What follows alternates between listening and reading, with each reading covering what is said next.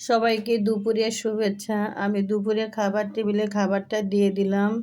আজকে ইলিশ মাছ রান্না করলাম আর সাথে করলাম পাটের শাক ডাল দিয়ে। আজকে ওর বাবা বাজার থেকে কিছু ইলিশ মাছ নিয়ে আসলো। এক একটা ইলিশ মাছ 900 গ্রাম করে, আবার 800 গ্রামের আছে। প্রত্যেকটা ইলিশ মাছের পেটে অনেক ডিম, আর সাথে চিংড়ি মাছ নিয়ে আসছে। ওর বাবা বলল, আমাকে একটু ডিমটা ভেজে দাও, আমি ডিমটা খাবো। তা আমি মাছটা কেটে ডিমটাকে আগে একটু ভালো করে ভেজে ওর বাবাকে দিলাম, আর অন্য মাছগুলোকে আস্তে আস্তে ভেজে নিচ্ছি। এদিকে আমি মশলাটাকে কষতে দিলাম। যেহেতু ইলিশ মাছের মশলা খুব কমই লাগে, আমি পরিমাণ মতো সবই দিয়ে দিলাম। আজকে আমি ইলিশ মাছটা রান্না করব আলু দিয়ে, যদিও আমি কখনো আলু দিয়ে রান্না করিনি। এখন আমি 2 টুকরা আলু কেটে দিয়ে দিলাম। আলুটা কষানো হয়ে গেলে পানি দিলাম, এর মধ্যে মাছটাও দিয়ে দিতেছি।